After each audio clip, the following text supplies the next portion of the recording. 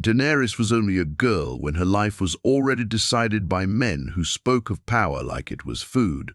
She lived in Illyrio's big house, surrounded by soft pillows and heavy curtains, but nothing there felt like home. Every step she took felt borrowed, every breath felt watched. Her brother Viserys reminded her every day that she was not free. She was a tool, a price to be paid. But in this world, something changed. The marriage never happened. Khal Drogo never came to see her. There was no golden belt, no loud laugh, no rough hands counting her like cattle. The Dothraki deal fell apart before it began. Illyrio spoke in whispers, and Viserys shouted in anger, pacing the room like a trapped animal. The promise of an army vanished overnight. For Daenerys, the relief came quietly. No drums, no celebrations, just a strange emptiness where fear used to sit. At first she thought this was worse. Without the marriage, Viserys became crueler. He blamed her for everything. He said she had failed him without even opening her mouth. His words were sharp, and his hands were not always kind.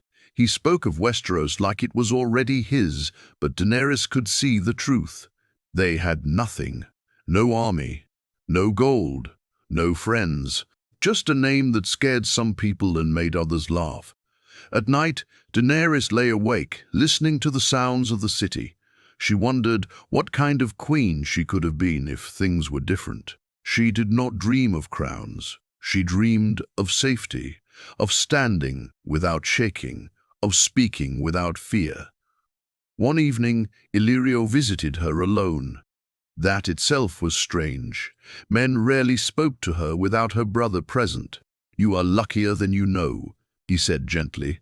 Daenerys did not answer. She had learned silence was safer. "The Dothraki are fire," Illyrio continued. "They burn everything, even what they love." She looked at him then. "So what am I now?" Illyrio smiled, but it did not reach his eyes. "You are still valuable, just in a different way." That night, Daenerys realized something important. As long as others decided her value, she would never be free. Marriage or no marriage, chains were still chains. Days passed. Viserys grew desperate. He sold what little they had. He insulted the wrong people. The city that once hosted them began to close its doors. Daenerys watched her brother fall apart piece by piece. His pride stayed strong, but his power was already dead. And then came the eggs. 3 dragon eggs, placed in her hands like a joke from the past. Viserys barely looked at them. To him, they were rocks. Worthless. To Daenerys, they felt warm, heavy, alive in a way nothing else in her life had been. She did not know why, but she started carrying them everywhere. When Viserys shouted, she held them closer. When she cried, she rested her head against them. For the first time, she felt like she was protecting something, instead of being the one protected or traded. Without Drogo, Daenerys was never forced to become strong overnight. There was no sudden fire, no quick rise. Instead, her strength grew slowly, like a quiet flame learning to breathe. She began asking questions, listening when men spoke, remembering names, faces, small details. She noticed how fear worked, how respect could be earned without shouting, how silence could be powerful when chosen, not forced. Viserys did not notice this change. He was too busy drowning in his own anger. One night, after another failed attempt to gain support, Viserys struck her again. This time, Daenerys did not cry. She looked at him calmly, with eyes that no longer belonged to a scared girl. Something in that look made him step back. For the first time in her life, Daenerys understood something clearly. She did not need a husband to become powerful. She did not need an army given to her.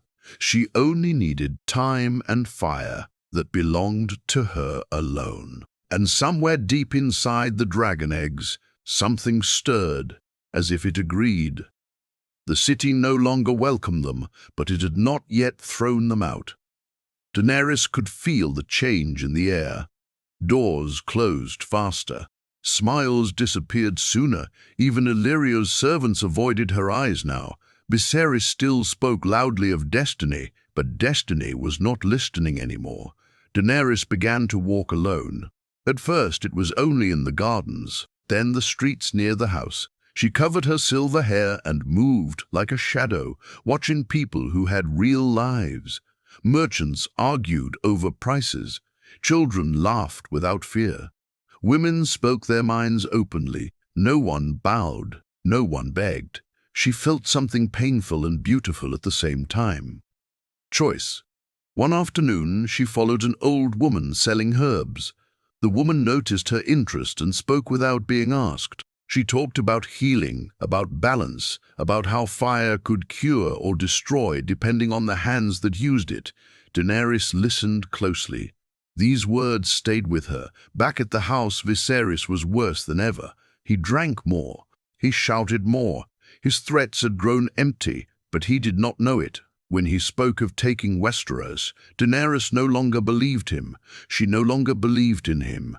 She began hiding small coins, small favors. She learned which servants were loyal to Illyrio and which were loyal only to gold. Slowly, quietly, she built something Viserys never had: control. The dragon eggs never left her side. At night, she dreamed of heat, not fire, but warmth. She dreamed of standing alone on a hill, unafraid. When she woke, her hands sometimes felt burned, though her skin was untouched. One night, Viserys returned furious. Someone had laughed at him in the market, laughed at the last dragon. He stormed into Daenerys' room and grabbed her arm. "You were meant to save me," he shouted. "You were meant to be sold." Daenerys did not pull away. "No," she said softly. The words surprised them both. Viserys froze. His grip loosened. "What did you say?" "I said no." The silence between them felt heavy, dangerous. For a moment, Daenerys thought he would strike her again. Instead, he stepped back, confused, like a man seeing a ghost. That night, Viserys left the house and did not return until morning. That night, Daenerys made a decision. She could not wait any more. The world would never give her permission to be strong. She would have to take it. She sought out Illyrio the next day, not as a frightened girl, but as a dragon's daughter. "I want to learn," she told him. "Not songs, not stories. Truth." Illyrio studied her carefully. "Truth is dangerous. So is ignorance," she replied. He smiled then, truly this time. From that day on, Daenerys listened to things she was never meant to hear. Politics, betrayals, how alliances were bought and broken, how men ruled not with swords but with fear and hunger. She learned how easily power changed hands, and she learned something else. Without the Dothraki, people underestimated her. They spoke freely around her, forgetting she was listening. Viserys noticed the change, but misunderstood it. He thought Illyrio was preparing her for another marriage, another sale. His jealousy burned hotter than his pride. He began planning behind her back, talking to dangerous men, promising things he could not give. Daenerys sensed it before she knew it. A quiet instinct warned her. She followed him one evening, keeping her distance. What she heard changed everything. Viserys planned to steal the dragon eggs and sell them. He planned to leave her behind. In that moment, the last piece of love she had for her brother broke. Not with anger, with sadness. She did not confront him. She did not cry. She returned to her room and wrapped the eggs in cloth, holding them close. "You are mine," she whispered, "and I am yours." Outside, thunder rolled across the sky, though the night was clear. Something was coming. Not the rise of a queen born through marriage and armies, but the rise of a woman who had learned how to survive without anyone's permission. Daenerys did not sleep that night. She sat on the floor with the dragon eggs placed in a half-circle around her, like silent guards. Her thoughts moved slowly, carefully. Panic would only get her killed. She understood that now. Viserys was no longer just angry. He was desperate, and desperate men were the most dangerous. By morning she had a plan. She began acting weak again. When Viserys entered her room later that day, she lowered her eyes like she used to. She spoke softly. She agreed with him. She told him she was afraid of the future and missed the days when he protected her. The lies tasted bitter, but they worked. Viserys smiled for the first time in weeks. That smile scared her more than his anger. He spoke of leaving the city soon, of finding new friends. He said the dragon eggs would finally be useful. Daenerys nodded and pretended not to care. Inside, her heart beat fast, but her face stayed calm. That night, she moved first. With the help of 2 servants loyal to Illyrio and loyal to Gold, Daenerys left the house quietly. No shouting, no drama, just footsteps disappearing into the dark. She took the eggs, some food, and the small knife she barely knew how to use. For the first time, she ran not away from danger, but toward uncertainty. They hid in the smaller part of the city, where the buildings leaned close together and secrets lived easily. Daenerys stayed hidden for days. During that time, she learned something important. No one was looking for her. Viserys had gone to sell his dream and forgotten the sister he once claimed was everything. The truth hurt, but it also freed her. On the 4th night, Illyrio found her. "You should have trusted me," he said gently. "I trust myself now," Daenerys replied. He laughed quietly. "Good. You will need that." He told her Viserys was gone. He had tried to sell the eggs but failed. No one believed him. No one believed him. No one feared him anymore. He left the city with nothing but his anger. Daenerys felt a strange mix of relief and grief. The brother she remembered was already dead. What walked away now was just a shadow. With Viserys gone, Daenerys had a choice: hide forever, or step into danger on her own terms. She chose danger. Illyrio arranged a small group to escort her east, away from old plans and old mistakes. No army, no crown. Just a young woman, 3 eggs, and a quiet hunger to become more. The journey was hard. Dust, hunger, cold nights. Daenerys suffered, but she did not break. Each step made her stronger. Each challenge burned away fear she didn't need anymore. One night they camped near old ruins. The stones were blackened like they had once known fire. Daenerys felt drawn to the place. The eggs felt warmer than usual. She dreamed again. This time she stood inside flames, but they did not hurt her. Voices whispered her name, not as a princess, but as something older, something forgotten. When she woke, one of the eggs had cracked. Just a line, small, real. Her breath caught in her throat. Fire was not coming to her through marriage. It was waking because she was ready. The men with her were afraid. They spoke of curses and bad signs. One left during the night. Another refused to go further. Daenerys let them go. She had walked far enough to know this path was hers alone. Days later, Viserys returned.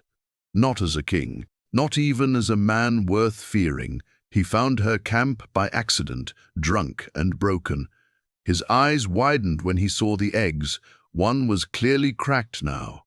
"You stole from me," he whispered.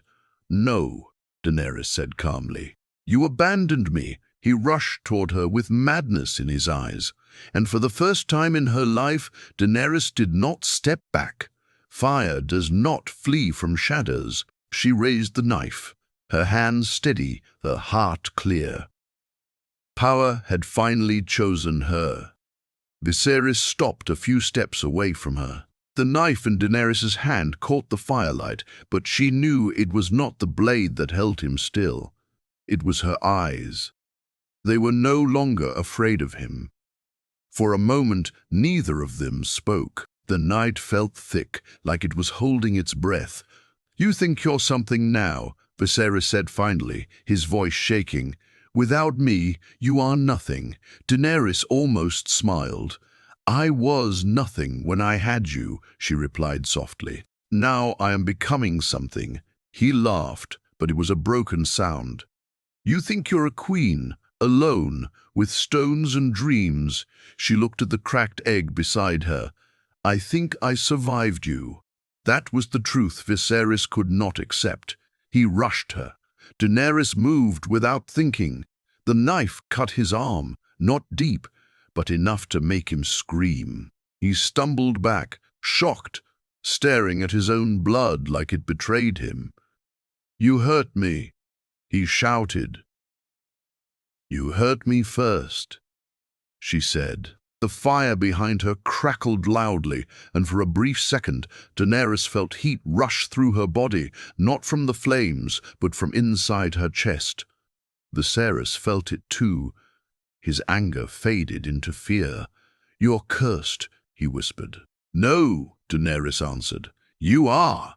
He ran. Not like a dragon, not like a king, like a frightened child running from something he did not understand.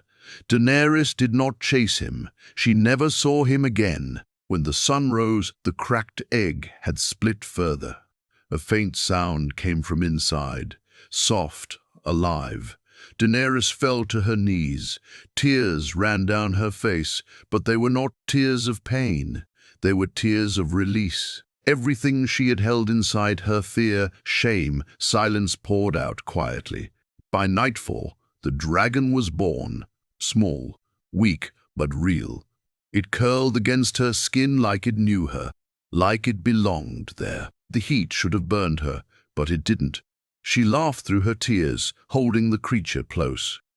"I am not alone," she whispered. The birth changed everything. Word spread faster than fire. A woman with a living dragon. Some called her blessed, others called her dangerous. Men came to see her. Some came to kneel, others came to kill. She learned quickly who to trust. Daenerys spoke little and watched much. She fed the dragon herself. She slept lightly. Each day she grew more certain of one thing. Power answered confidence. A group of slavers found her weeks later. They saw a young woman and thought her easy prey. When they threatened her, she did not shout. She did not beg. She let the dragon breathe. It was small fire, but enough. Enough to send a message. Those who survived spread stories filled with fear. Daenerys' name changed in their mouths. Not princess, not beggar, dragon. She began to gather followers, not because she asked, because people needed something to believe in. She spoke to them honestly. She promised no easy victories, no golden future, only change. That honesty bound them to her stronger than fear ever could. At night, Daenerys thought about the path she did not take, about the life where she married a warlord and became strong through someone else's shadow. She was glad she never walked it. This strength was slower, harder, but it was hers. As the dragon grew, so did her confidence. She trained herself to speak clearly, to command without cruelty, to punish without pleasure. Fire listened to her, and across the sea in a land that had forgotten her, the idea of dragons began to wake old fears. The game was changing, not because a queen returned with an army, but because a woman learned how to stand alone and the world noticed. The dragon grew faster than Daenerys expected. Each morning she noticed a change: stronger wings, sharper eyes, fire that lasted longer. The creature was no longer something she could hide under her cloak. It perched on her shoulder or circled above her camp like a warning. People noticed. Some stayed away, afraid. Others came closer, hopeful or greedy. Daenerys learned to read faces before words. Fear mixed with respect was useful. Hunger mixed with lies was not. She moved often, never staying too long in one place. The world was watching now, and the world was not kind to weak legends.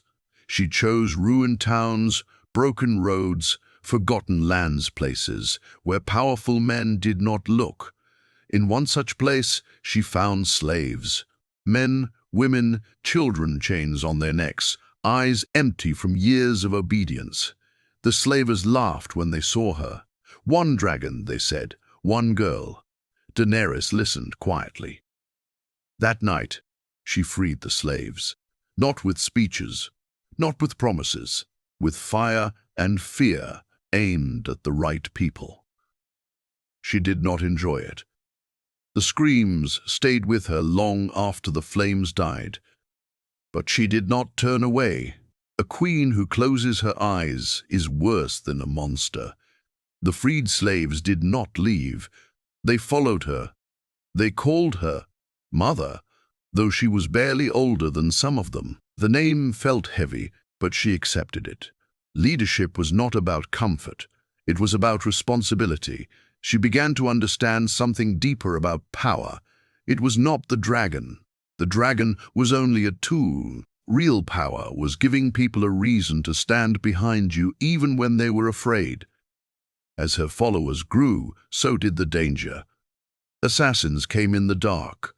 Poison was tried in her food. Lies were spread in nearby cities. Daenerys survived them all, not because she was lucky, but because she learned to listen more than she spoke.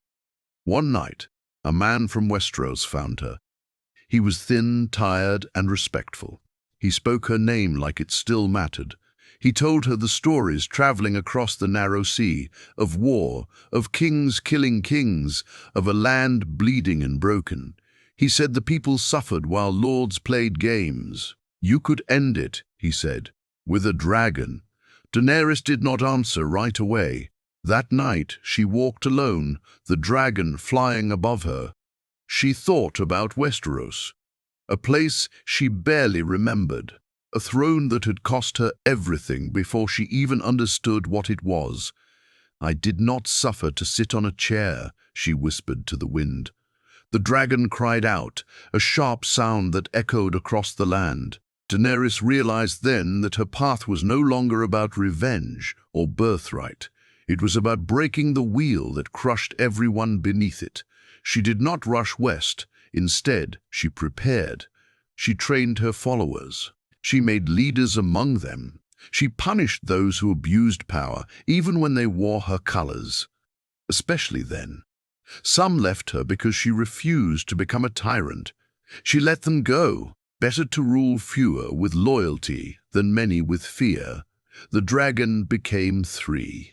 The other eggs hatched slowly, painfully, but they hatched. Smaller, fiercer, wild. Daenerys burned with fever during their birth, but survived. Fire took from her, but also gave back. Now the world truly paid attention. Cities closed their gates. Kings sent spies.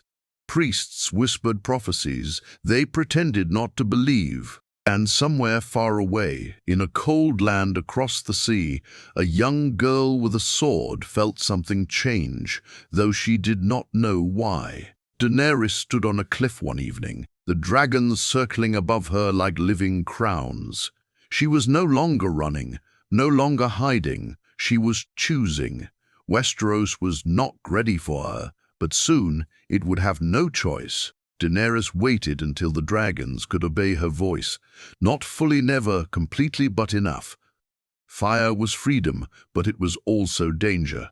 She learned that lesson the hard way when one dragon burned a field, meant to feed a village. The people did not shout at her, they did not curse her, they only looked at her with the same fear she once carried inside herself. That look hurt more than any wound. She ordered the dragons chained that night, not because she feared them, because she respected what they could become. Many of her followers questioned her choice. Power, they said, should never be held back. Fear, they said, was the fastest way to rule. Daenerys listened, then shook her head. "I will not build a new world using the worst parts of the old one," she said. Some left her after that. She let them go. Those who stayed believed in something deeper than victory. They believed in her restraint. Time passed. Seasons changed. Daenerys changed with them. She learned how to rule disputes without blood, how to judge fairly even when her heart pulled one way, how to sit in silence and let others speak first. These things did not make songs, but they built something stronger than legends: trust.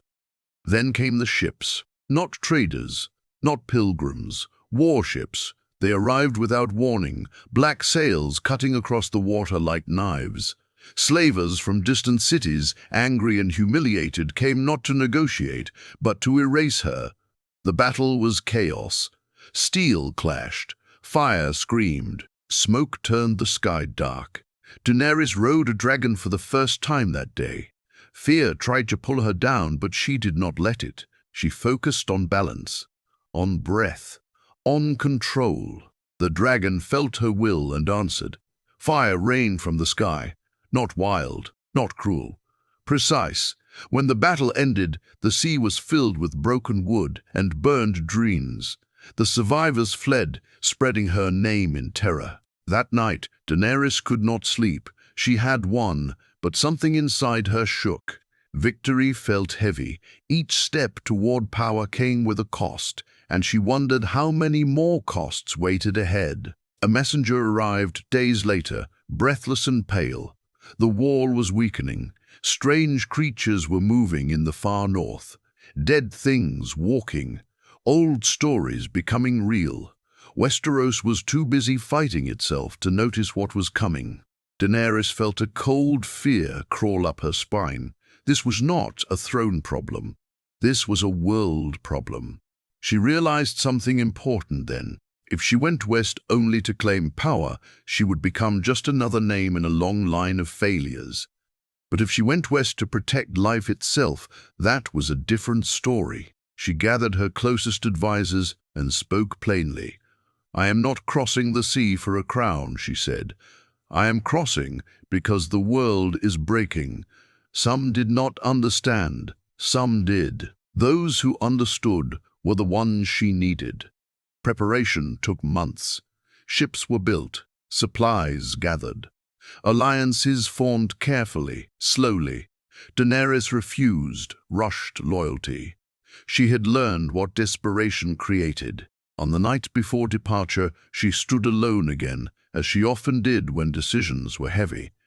The dragons rested nearby, their breaths slow and warm. "I was never meant to be saved," she whispered. "I was meant to choose." The sea waited, Westeros waited, and somewhere beyond ice and darkness, something ancient was waking.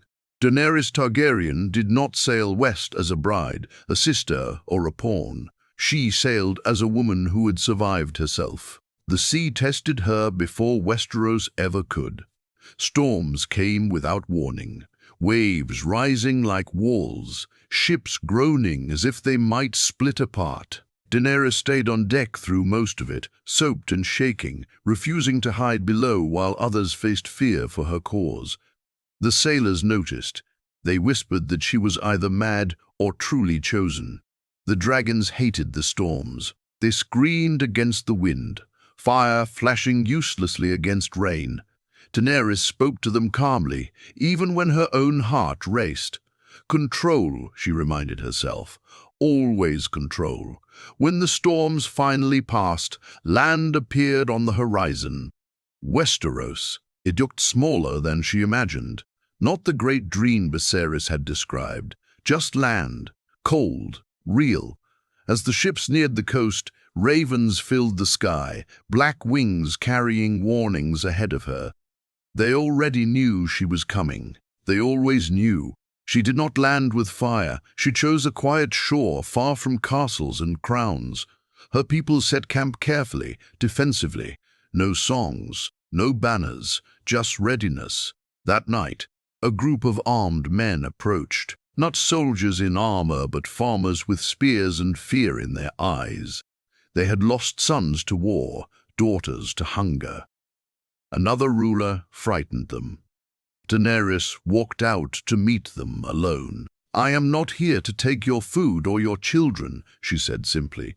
"I am here because something worse than kings is coming."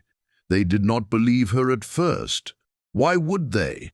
Too many lies had already crossed their lives. Then one of the dragons stepped forward, lowering its head, fire glowing softly in its throat. Daenerys placed a hand on its neck. "I could burn your villages," she said quietly. "I won't." Silence followed. One man dropped his spear, others followed. News spread differently this time, not of destruction, but of restraint. A dragon queen who listened, a queen who punished her own when they abused power. A queen who spoke of the north, not the throne. Still, not everyone welcomed her. A lord sent assassins, another spread lies, calling her a foreign monster. A third offered marriage, thinking her strength could be controlled. She refused them all. Each refusal made enemies. Each enemy brought her closer to war. But the true war arrived before any crown battle could begin. The first dead thing was found near a village close to the north, a body that moved after death.